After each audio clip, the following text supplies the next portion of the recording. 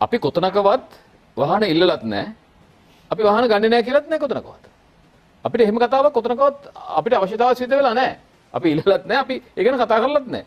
දැන් මේ අයම තමයි මේ සම්බන්ධව කතා බහ කරලා ඒගොල්ලන්ට මේ වාහන ප්‍රමාණය ගේනවා කියලා වැඩසටහන හදද්දී අපි සම්පූර්ණයෙන්ම දැනටත් වාහන වෙන්දේසි කරලා විකුණන ආකාරය සම්බන්ධව බරපතල ප්‍රශ්න ටිකක් තියෙනවා මේ ආණ්ඩුවේ. මේ තොරතුරු ඒකරාශි කරමින් ඉන්නේ. මම දැන් ඊයේ දිනේදීත් යම් තොරතුරු ප්‍රමාණයක් ඒකරාශි කරගත්තා. ඒකට අවශ්‍ය කරන වැඩ පිළිවෙල රාශියක් තියෙනවා. මොකද හේතුව මේ වෙන්දේසි කරලා විකුණන්නේ මේ 2016 2017 2015 මේ වාහන විකුණනවා.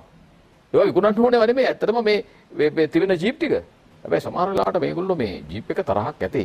මොකක් හරි පරණ මොකක් හරි එක්කෝ ප්‍රශ්නයක් ඇති ගියාත් මේ මොන හරි ජීප් වලට හැප්පිලා හරි මොන හරි වෙලා මොන හරි ප්‍රශ්නයක් ඇති.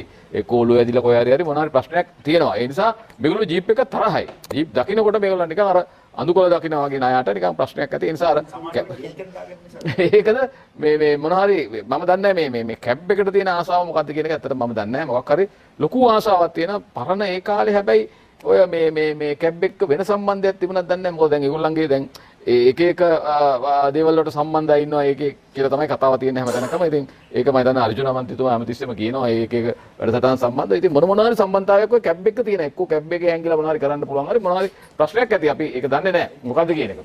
කෙසේ වෙතත් ඔය වාහන කැබ් ගෙන්නීමේ ටෙන්ඩරේ සම්බන්ධයෙන් චානක මන්ත්‍රීතුමත් මතු කරා මම හිතන්නේ කෙටියෙන් අහන්න දැන් ඒ කැබ් ගෙන්නීමේ ටෙන්ඩර සම්බන්ධයෙන් පොබු කාලේ නම් බරපතල විදිහට විවේචනය කරලා ඔබලා තුන්දෙනා කැබ් ගන්න නැද්ද?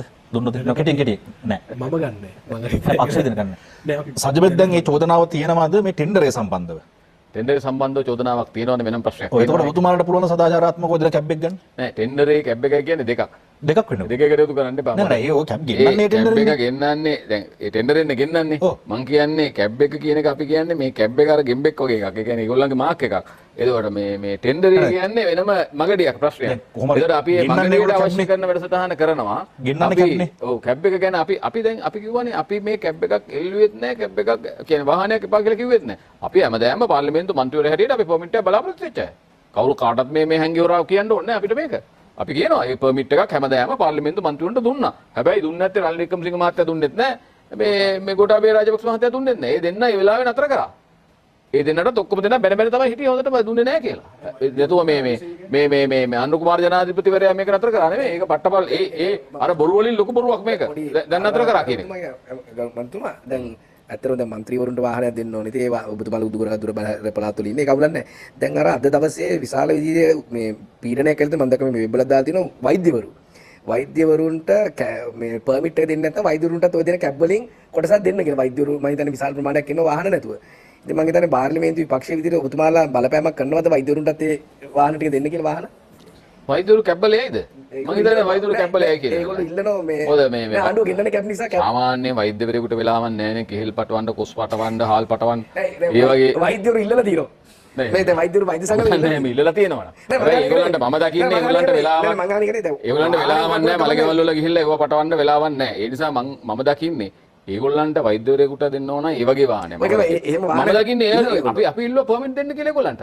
ඒගොල්ලන්ට දීලා තියෙන පර්මිට් එක. දීලා තියෙන පර්මිට් එක. දැන් පර්මිට් එකට වාහනය දැන් මෙතන මේ ප්‍රශ්න වෙලා තියෙන්නේ බොරු බිල් එකක් මවලා ජනතාව නැවත රවට්ටලා නෙමෙයි තියෙන්නේ. පර්මිට් එකක් දුන්නාම මේ රටට කිසිම මේ ප්‍රශ්නයක් වෙන්නේ නැහැ. ඇයි? පර්මිට් එක දුන්නාම ඒ කවුරු හරි වාහනේ ගෙන්නන කෙනා ගෙන්නන්නේ. ගෙන්නලා යම්කිසි ටැක්ස් එකක් ගෙවනවා ඒකේ. ඔක්කොම ෆ්‍රී කරන්නේ නැහැ. ඒතකොට ඒ ගෙවලා විතරක් නෙමෙයි අනිත් කරුණු කාරණා ඔක්කොටම ගෙවන්නේ යා. එතකොට වාහනයක් ගෙනවොත් විතරයි ඒ බදු ප්‍රමාණය අහිමි වෙනවා නම් අහිමි වෙන්නේ වෙන වාහන ගෙනාව නැත්තම් අපි අහිමි වෙන්නේ නැහනේ. දැන් පර්මිට් එක දුන්නේ නැහැ කියලා අලුත් ලාභයක් එන්නේ නැහනේ රටට. මේ වාහන කොහොමද දැන් මේ ඔක්කොම මේන්ටේන් කරන්නේ.